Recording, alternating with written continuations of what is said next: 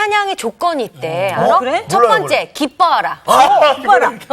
두 번째, 노래하라. Una portibara crima eia suorita. 세 번째, 비파와 수금으로 찬양하라. 나 아는 채로 어려운 거잖아. 진짜 어렵다. 뚜루루루룽 뚱뚱 뚜루루루룽 뚱뚱 창피해. 창피해. 좀 쳐줘요. 어떡해. 정말 죄송합니다.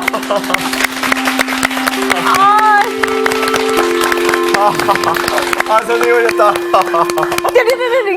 뚱뚱. 적절하게 이용을 잘했어요. 비슷하네요. 어떻게 이런 의상을 또 준비하셨어요? 그러니까 비파와 수금. 어젯밤에 예시하시더라고요. 비파와 수금. 예언의 의사까지. 근데 상훈 씨 뭐 굉장한데요. 네. 아닙니다. 뚱뚱한 줄만 알았어요. 무슨 노래예요? 이게 그 사랑의 묘약이라는 노래입니다. 그렇구나. 네. 이 음악이라고 하는 게 참 신비하죠. 음악이 인간이 가지고 있는 희노애락, 애호욕의 감정을 다 노래하는 거죠. 네. 네. 여러분 그 예술을 아리스토텔레스라고 하는 사람은 모방이라고 얘기했어요. 예술은 모방이다. 네. 모방. 근데 그 모방이 자연에 대한 모방이 아니고 인간의 정신에 대한 모방입니다. 그러니까 이 고대 그리스에서 아름다운 예술이라고 하는 것은 우리의 바깥에 있는 사물을 모방한다기보다는 인간이 생각하는 가장 아름다운 것들을 정신을 모방하는 거죠.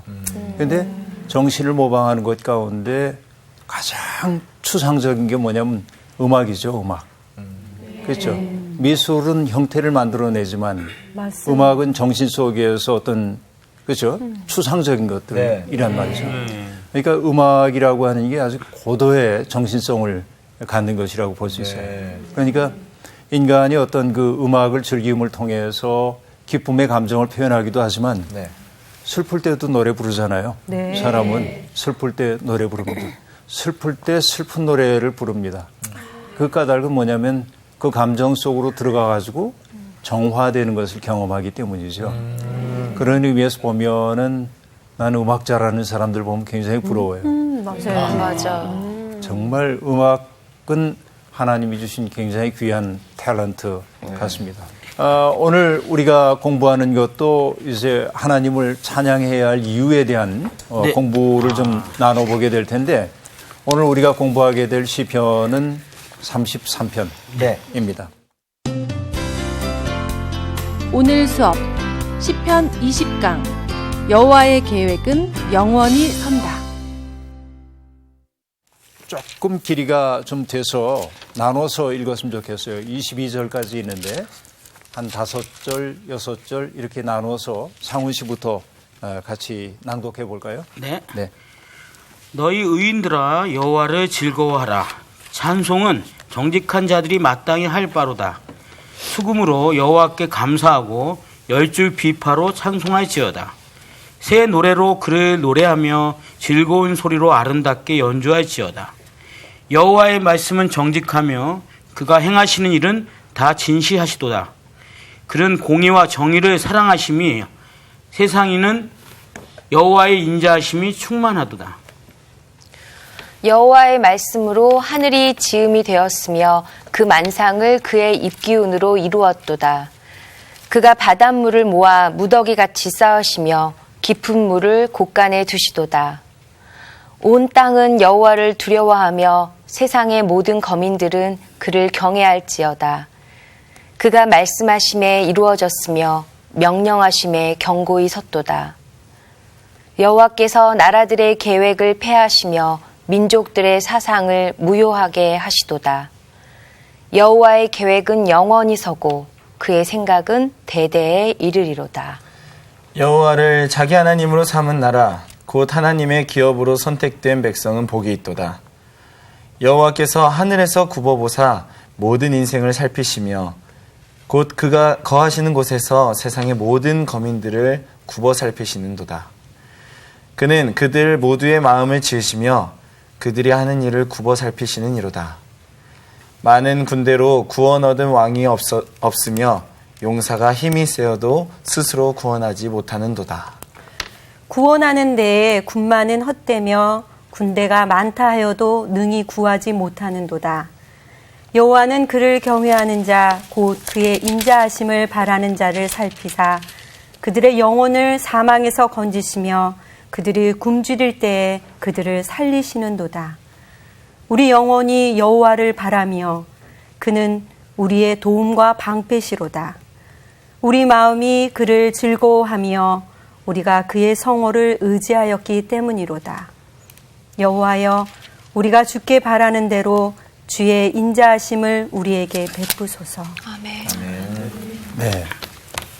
여러분 시를 낭독하고 나니까 시의 분위기가 어떻습니까?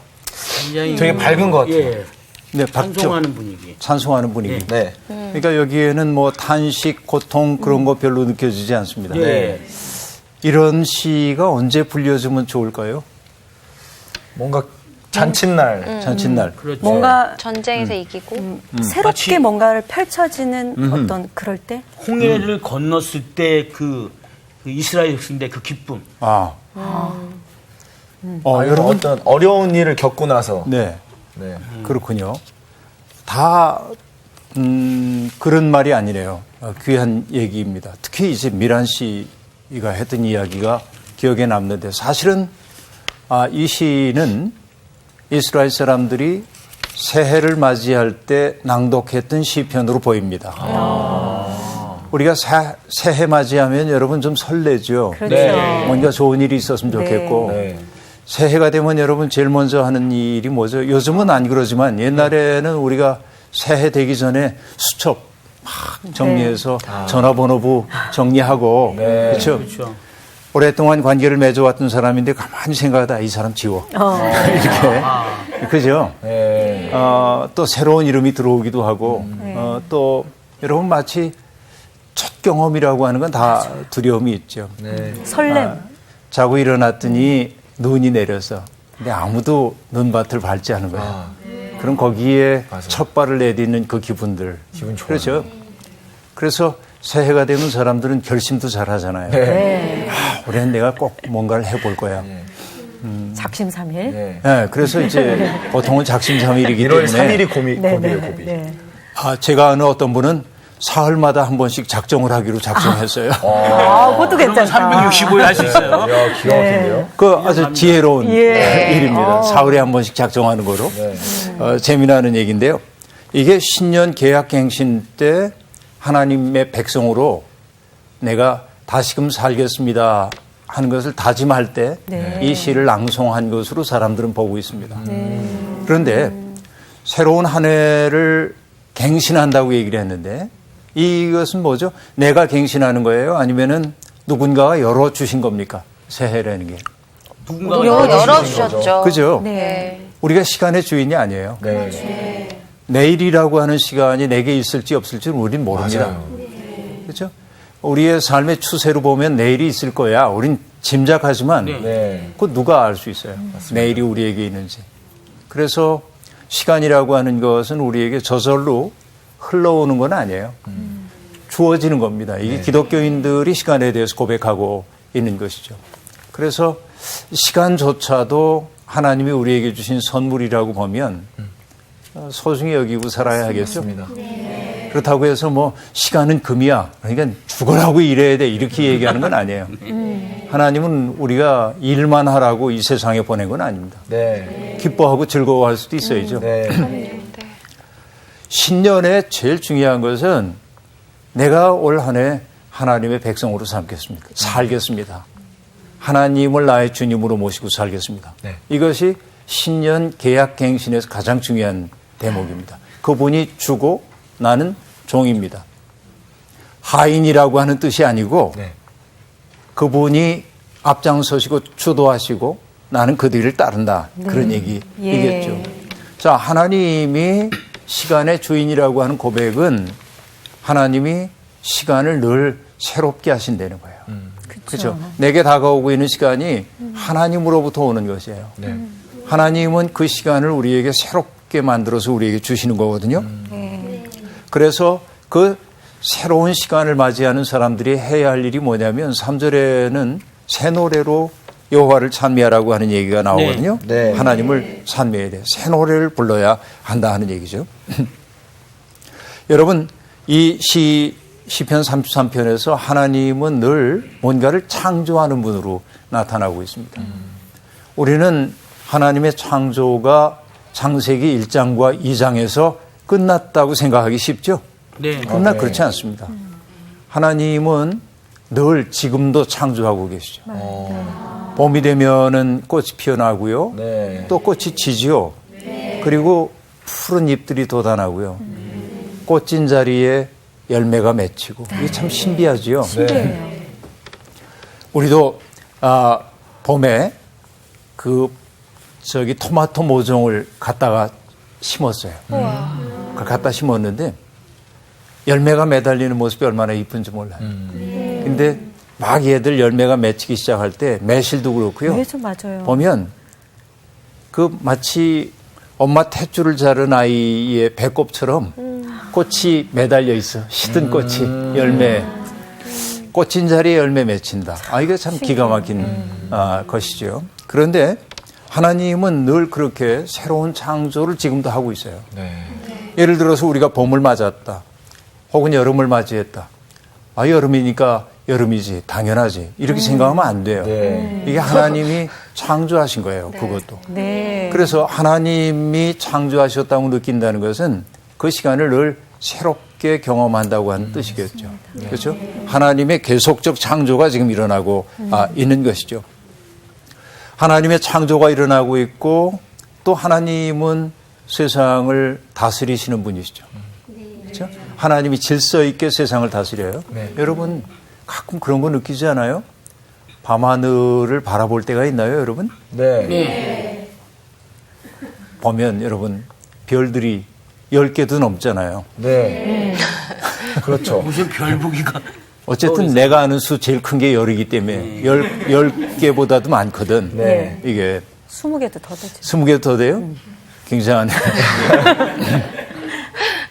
그런데 그 별들을 바라보면서 우리가 느끼는 게 정말 우주가 질서정연하게 운행되고 있구나 하는 거 느끼죠. 여러분 파도가 막 쳐오는 바닷가에서 보면 여러분 하나님이 그 바다의 경계를 뭐로 정해놓으신지 압니까? 모래로. 네, 그렇죠. 모래라는 게 참 약한 거 아니에요. 네. 그런데 모래를 가지고 바다의 경계를 만들어 놓으셨잖아요. 이게 참 하나님 하시는 일 놀랍기를 띄없습니다. 근데 인간 세상에서도 하나님의 법이 지배하고 있죠. 그렇죠? 그게 우리로 하여금 뭐냐면 오늘을 든든하게 살 수 있는 거죠. 세상이 속절없이 흔들리고 있다고 생각할 때 우리의 삶은 불안정할 수밖에 없거든. 그러나 하나님의 법이 짧은 동안에는 하나님의 법이 무시되는 것처럼 보여도 결국 하나님이 뜻을 이루어 가신다 생각하면 우리 든든해지죠. 자, 하나님이 계속해서 창조하세요. 새로운 역사를, 새로운 세상을 네. 하나님이 다스리셔요. 이걸 깨달아서 그럼 내 속에서 나오는 게 뭘까? 울음일까요? 아니요. 기쁨이요. 뭐가 나와? 찬양이죠. 네. 그렇죠? 시편 33편은 바로 그런 의미에서 사람들을 새로운 노래로 부르고 있는 것을 알 수 있습니다. 그런 세상을 우리에게 열어주신 그 하나님에 대한 신뢰와 감사의 찬양이 오늘 읽은 시편 33편이에요. 그렇죠? 그런데 보니까 시작하는 말이 뭐냐? 너희 의인들아 여호와를 즐거워하라. 자, 그러면 의인이 아닌 사람은 여호와를 즐거워하면 안 돼요? 아니요. 그건 아닌데. 갑자기 삐딱하게 이렇게 봐줄 수가 있네요. 의인이 이제. 아닌 사람들이 여호와를 즐거워할 수가 있나요? 여호와를 모르는데. 그렇군요. 그렇지 않을까? 아하. 그러니까 이제 지금 제가 함정 질문을 했던 건데 우리가 의인 그러면 의로운 사람 아니에요. 죄 없는 사람. 네. 근데 우리 죄 있어요, 없어요? 있죠. 있어요. 그럼 우린 찬양하면 안 되나? 그런 질문이야. 왜 되죠? 그러니까 참 갑자기 좀 이상해졌죠? 이상해지. 너희 여기서 얘기하고 있는 의인은 죄가 없는 깨끗한 사람이 아니라 예배자입니다.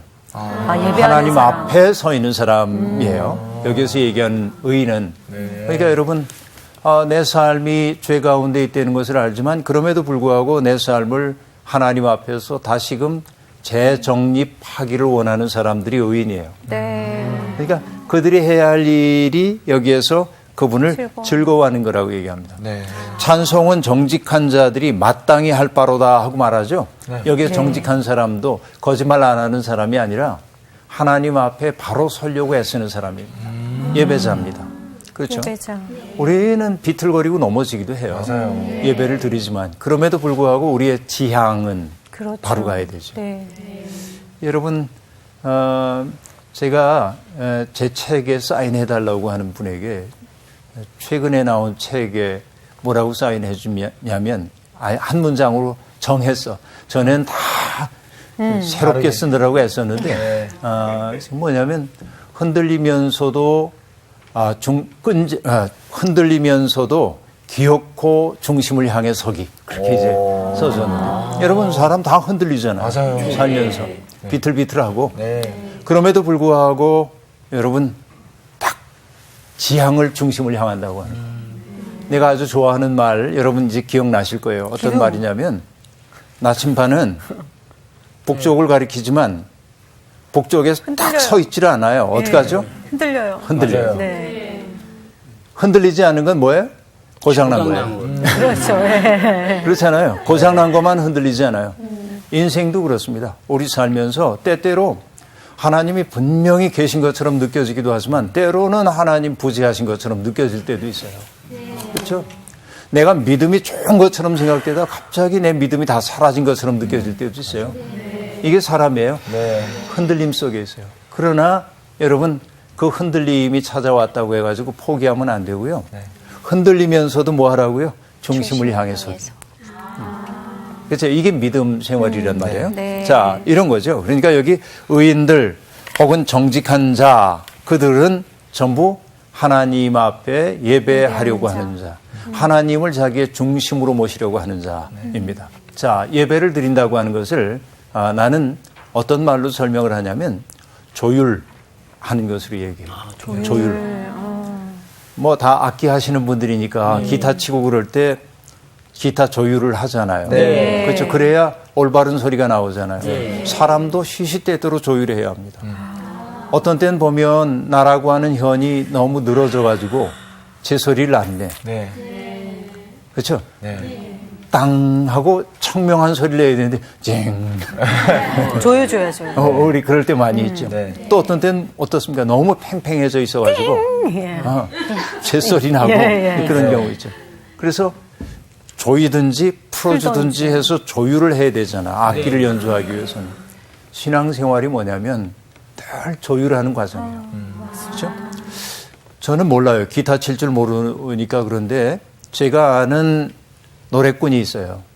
그 노래꾼은 노래를 한 두 곡 부르고 나면은 조명 아래서 부르잖아요. 네. 그리고 말을 해. 이렇게 한참 말을 해.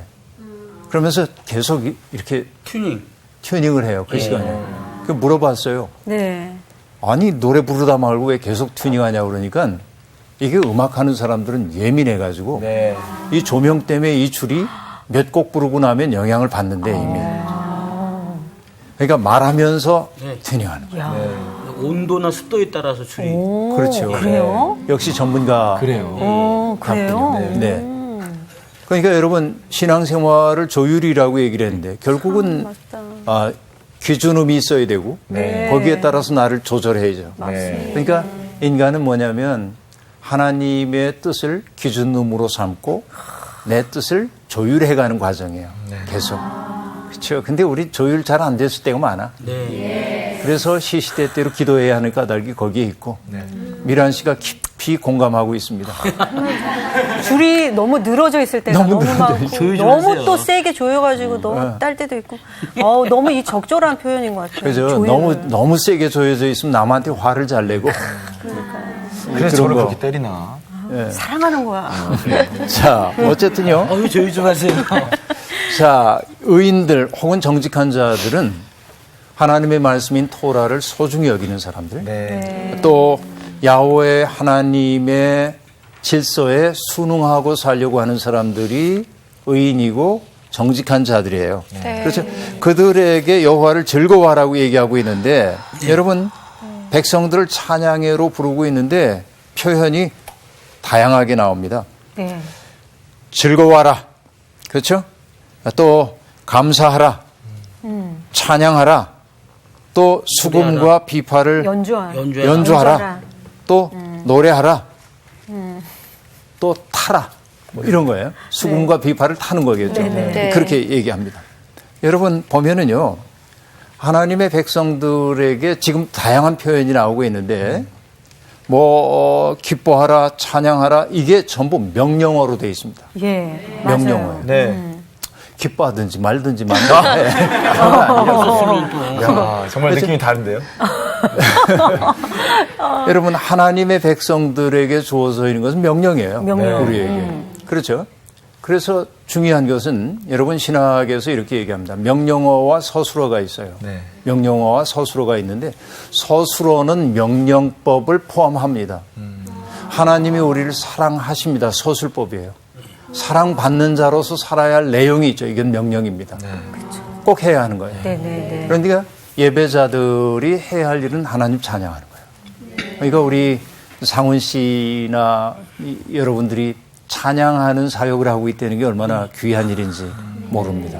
하나님 찬미하는 자리에 세우거든요. 그런데 여러분 사람은요 자기가 어떤 노래를 부르느냐가 자기의 운명이 되기도 합니다. 맞아요. 그죠? 진짜 그래요. 진짜 그렇죠. 자기가 부르는 노래가 자기가 돼요. 이거 중요한 것 같아요. 나는 이상하게 장조 노래도 좋은데 단조 노래에 내 정서가 더 많이 반응을 해요. 그러세요? 네. 그러니까 단조가 나쁜 건 아니죠. 나쁜 건 그럼요. 아니에요. 네. 거기에 훨씬 더 이제 내 그 마음이 반응을 하고 있더라 하는 얘기죠. 어떤 분은 난 베토벤이 좋아. 그런 분도 있지만 난 베토벤 너무 무거워. 난 모차르트가 좋아. 그럴 수 있죠. 그렇죠. 취향입니다.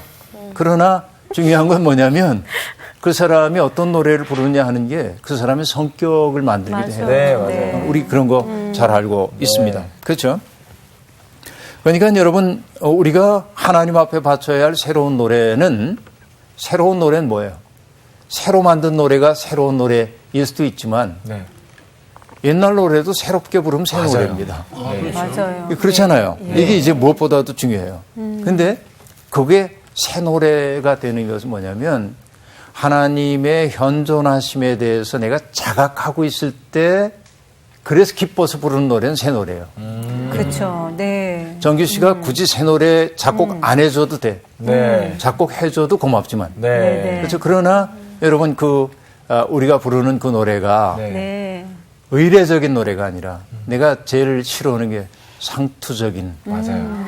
이 표현의 상투성 이런 게 이제 문제인데 습관적인. 네. 그렇죠. 결국 그거는 남을 감동시키지 못하죠. 그러면 여러분 우리가 찬양해야 할 이유가 뭐예요? 찬양의 이유가 있어요. 그 까닭은 시인이 얘기해주고 있습니다. 여호와의 말씀은 정직하기 때문에 그래요. 여호와께서 말씀으로 세상을 창조해내셨는데 4절에 보니까 여호와의 말씀 정직합니다. 그가 행하시는 일은 다 진실합니다. 그는 공의와 정의를 사랑하시기 때문에 그리고 하나님의 인자하심으로 세상을 가득 채웠어요. 그걸 알기 때문에 하나님을 찬양하지 않을 수 없다고 얘기하고 있습니다. 여러분 결국은 그 하나님이 다스리신다. 이걸 내가 알고 있기 때문에 비록 내 삶이 지금 절망의 자리에 있다 할지라도 우리가 넘어진 자리에 있지 않을 수 있는 까닭은 하나님이 다스리죠. 지금 당장은 어둠이 지배하고 있는 것처럼 보이지만 내 마음속에 하나님이 다스리시오 하는 것을 느꼈을 때 우리는 다시 시작할 수 있는 것이죠. 여러분 중국에서 천안문 사태가 벌어졌을 때 뭐 탱크 가지고 오고 뭐 사람들을 막 공격하고 많은 사람들이 죽었습니다. 그런데 거기에서 어떤 사람이 천안문 광장 바닥에다 썼습니다. 우리가 피 흘리고 쓰러진 이 자리에서 의로운 대나무가 솟아날 거라고 그렇게 썼어요. 그렇죠? 이게 얼마나 놀라운 일인지 모릅니다. 신앙이란 뭐냐면 나는 패배해도 괜찮아. 왜? 하나님의 뜻대로 살다가 하는 패배는 패배가 아니기 때문에 그래요. 왜?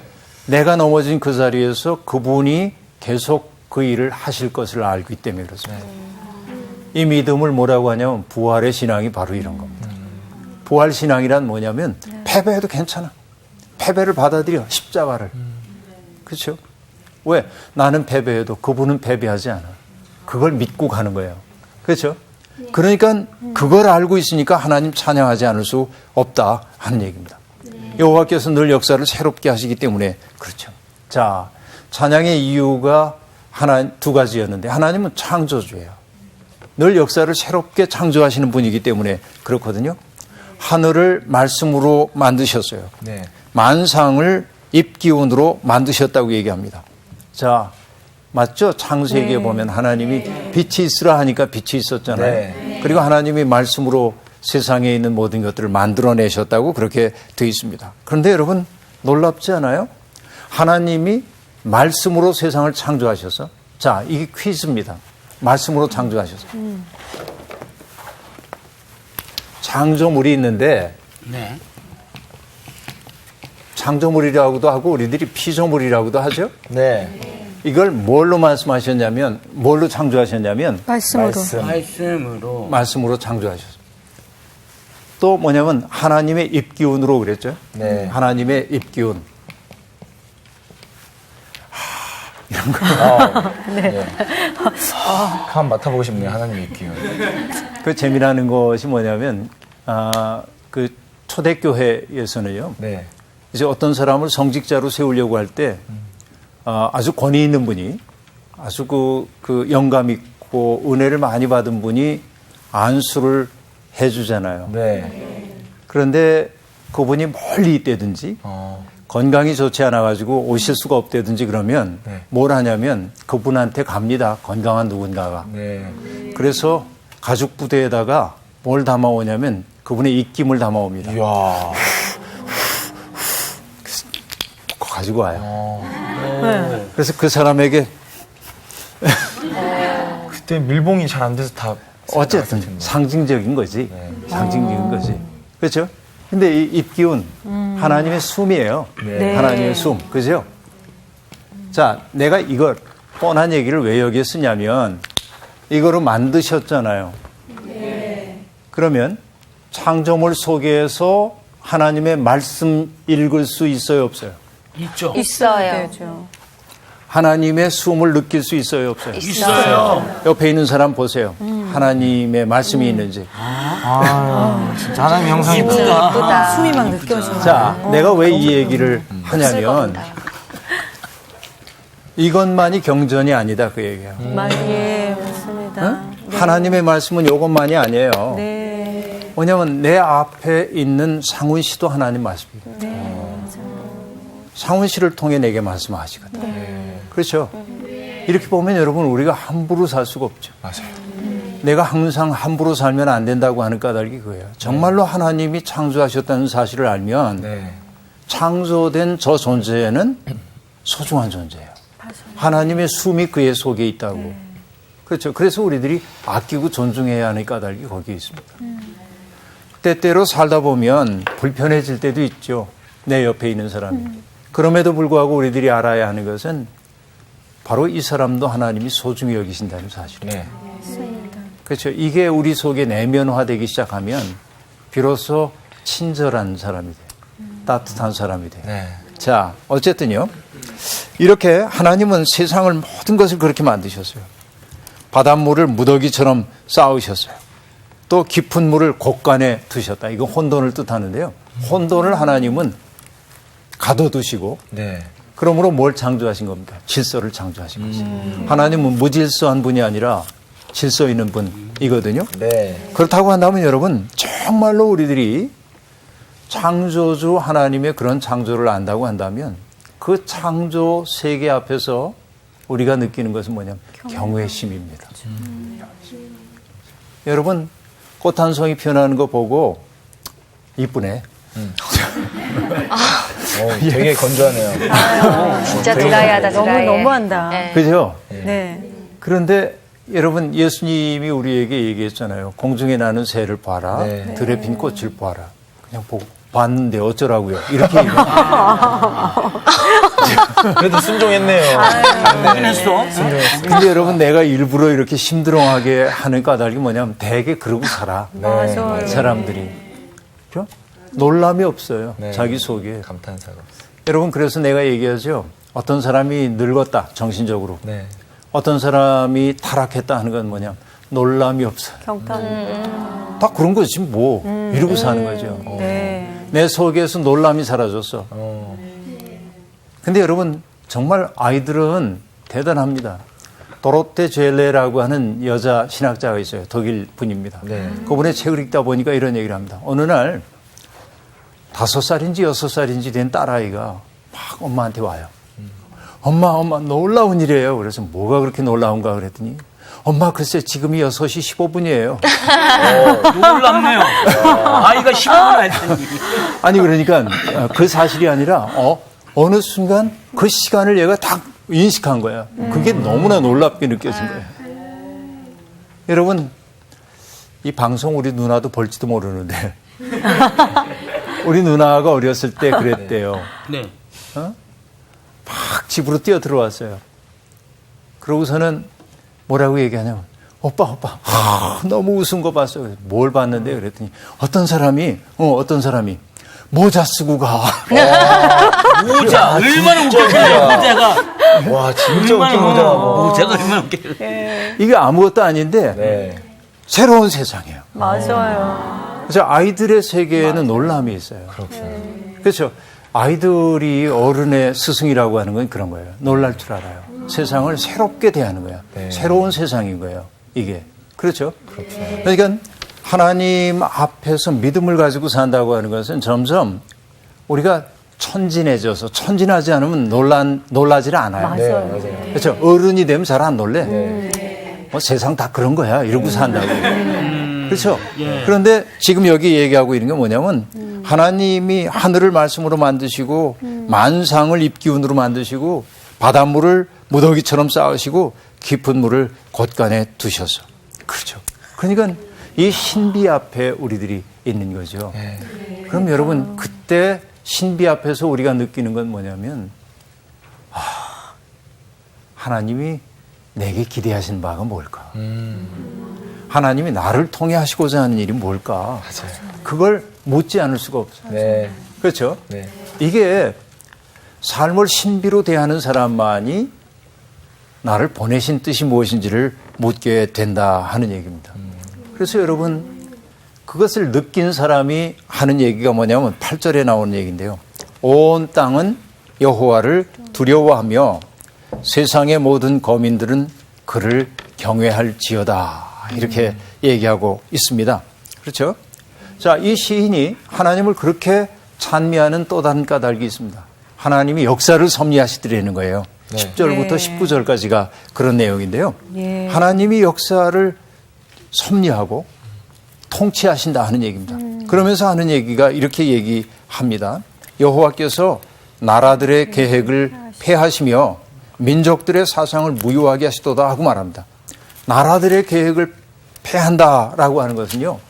대개 여기에서의 나라는 어떤 나라냐면 여러분 국가를 구성하는 3대 요소가 뭐죠? 국민, 네. 나라, 왕. 영토. 영토 헌법. 주권. 주권. 갑자기 왕 그래가지고 우리가 어디 저기 옛날 조선시대 살다 오셨어요. 옛날 나라. 예. 어쨌든 그런 것들이 나라를 구성하는데 여러분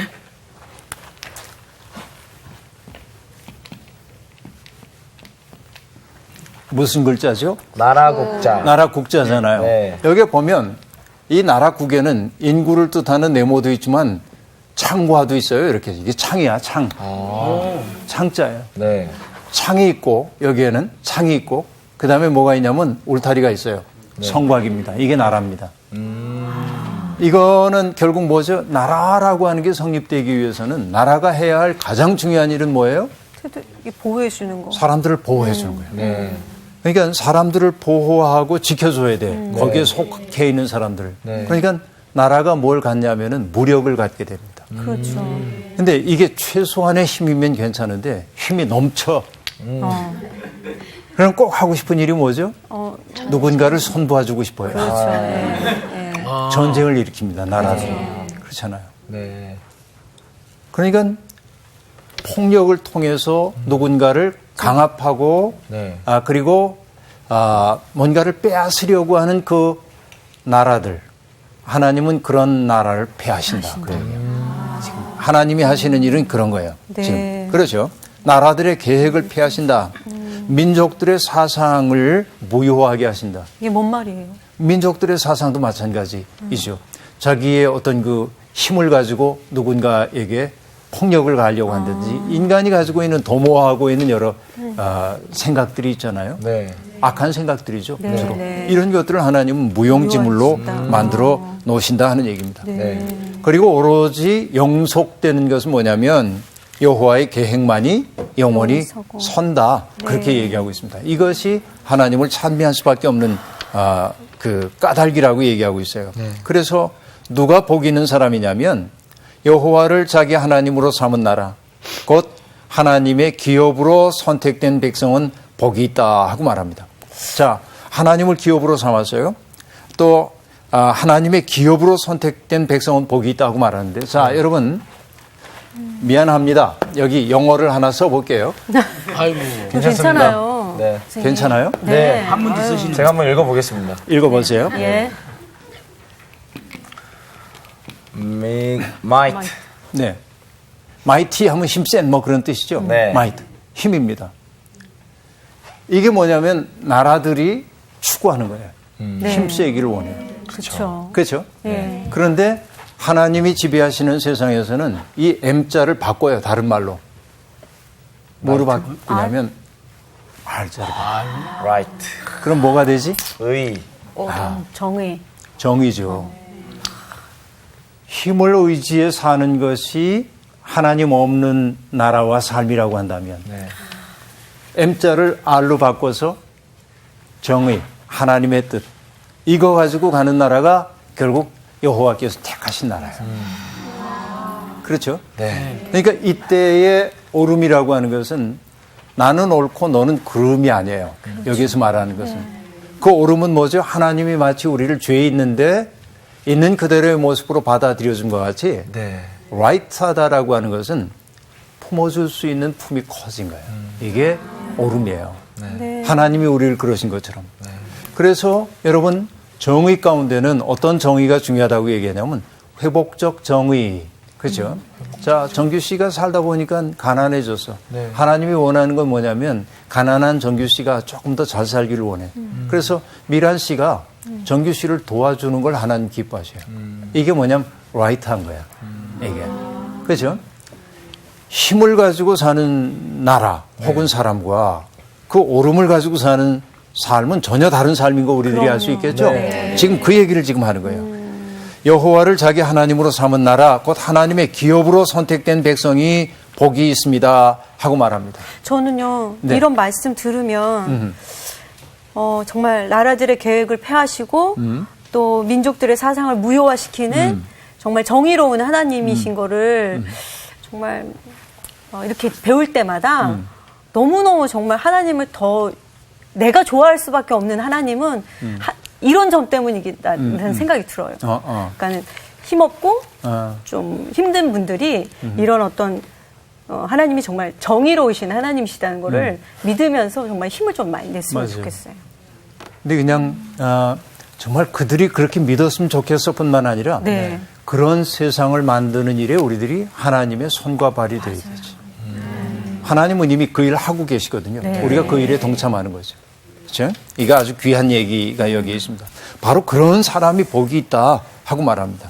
그래서 그런 사람이 있나 하고 하나님이 하늘에서 굽어보시는 거예요. 네. 13절부터 15절까지 굽어 살핀다 하는 얘기가 3번이나 반복되고 있습니다. 네. 찾기가 좀 어려우신가 봐요. 네, 그런가 봐요. 그러신 것 같아요. 없나 봐. 잘 안 보이나 봐요. 그냥 보시는 것도 아니고 굽어 살피시. 굽어 살핀다고 얘기하고 있어요. 돋보기 끼셔야겠어요. 인생들을 자꾸 지금 굽어 살피고 있거든요. 네. 그런 사람들이 있는가 하고. 네. 그런데 세상을 살피신다고 하는 것은 하나님이 그런 사람이 있나 없나만 보는 게 아니고 네. 지켜주시려고. 어려움 속에 있는 사람 지켜보시려고. 그렇죠? 그들이 하는 일을 그렇게 아주 관심 있는 시선으로 돌보는 시선으로 보고 계신 것이죠. 이게 우리 희망이죠. 근데 계속 내가 강조하지만 하나님은 우리 없이 세상을 창조하셨지만 우리와 함께 세상을 아름답게 만들기 원해요. 하나님이 다 하실 거야. 그러고 놔두면 안 돼. 네. 주님, 나를 보내소서. 네. 여러분, 진실한 기도는 어떤 것입니까? 하나님, 마땅히 해야 할 일을 내게 명해 주십시오. 예. 그리고 명하신 일 이룰 수 있는 힘 주십시오. 이게 기도 아닙니까? 우리의 기도. 네, 이런 것이라고 볼 수 있습니다. 그래서 이 시인이 노래하고 있는 게 뭐냐면 정말 세상의 든든한 안보라고 하는 것은 우리가 생각하기에 전쟁 무기 많이 갖고 물자가 풍성한 거라고 생각하는데 그렇지 않대요. 많은 군대로 구원하던 왕 없다. 용사가 힘에 쓰여도 스스로 구원하지 못한다. 구원하는데 군마는 헛되다. 군대가 많아도 능히 구할 수가 없다. 그렇게 말합니다. 그렇죠. 이렇게 사람들이 소중하게 생각하고 있는 것 그거 가지고 안 돼. 네. 이렇게 얘기하고 18절에서 여러분 우리말로 번역돼서 그런데요. 새 번역 성서는 18절을 어떻게 시작하냐면 원래 번역에 맞게 해놓은 건데 그렇다. 이렇게 시작합니다. 그렇다. 그렇다. 이렇게 얘기 이제 하고 있어요. 네. 그렇죠? 그래서 결국 뭐냐면 그렇다라고 하는 건 뭐예요? 이제는 앞으로 나오는 이야기를 결론적으로 얘기하고 있는 거죠. 네. 뭡니까?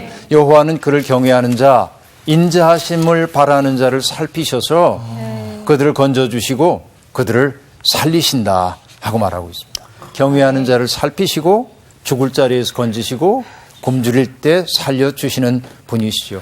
그래서 그 하나님을 믿는 사람은 어떻게 살 수 있습니까? 두려움 없이 살 수 있어요. 이게 20절부터 22절에 나오는 겁니다. 네. 하나님은 우리의 방패가 되시고 도움이 되시거든요. 그 하나님을 기다리는 거예요. 두려움 없이. 또 그분을 즐거워하는 거예요. 왜냐하면 어려움 속에서 부르짖을 때 하나님이 들으시는 분이기 때문에 그의 성호를 의지할 수 있기 때문에 그렇게 말합니다. 자, 여러분 의인들, 정직한 사람들 그들은 세상 흔들리고 사람들은 변하여도 나는 주를 신뢰해.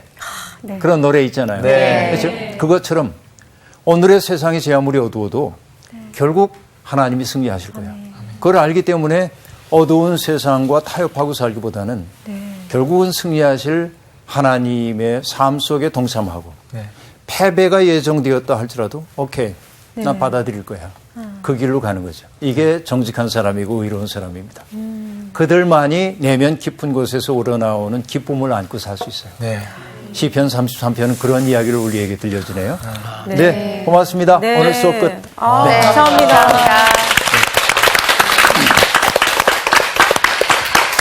진짜 오늘 말씀에서는 진짜 그 현실적인 문제, 우리가 생각하는 그런 어떤 힘, 그게 중요한 게 아니라 주님을 구하는 자가 진짜 세상을 얻는 것 같아요. 그런 말씀. 힘이 되는 말씀인 것 같아요. 희망이 있어. 나도 말이야. 내 딸이 태어났을 때 내가 작곡한 곡이 있어요. 그 곡에 앨범이 있거든요. 근데 저번인가 그거를 틀어줬는데 차에서. 이번 주 퀴즈입니다. 12제자 중 예수님의 우편과 좌편에 앉기 원했던 제자들은 누구인가요? 1번 베드로와 요한, 2번 야고보와 요한, 3번 마태와 유다. 정답을 아시는 분은 CBS 성서학당 홈페이지에 정답을 올려주시거나 우편으로 보내주시면 됩니다. 보내실 곳은 서울특별시 양천구 목동 서로 159의 1번지 CBS 성서학당 담당자 앞입니다. 연락처를 꼭 남겨주세요. 선정되신 분들에게는 대한성서공회에서 성경, 송태근 선생님의 내가 어디 있느냐, 하나님이 꿈꾸는 교회, 김기석 선생님의 오래된 새길, 신우인 선생님의 땅과 하늘의 갈림길에서, 구미정 선생님의 두 글자로 신학하기 가운데 하나를 드립니다.